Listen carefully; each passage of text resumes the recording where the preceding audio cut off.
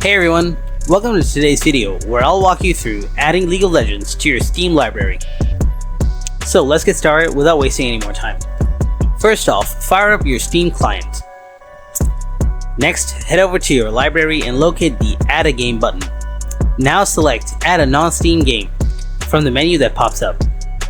From here, click on Browse and navigate to your Riot Games folder in the C drive. Open up the League of Legends folder, double-click on the League client program.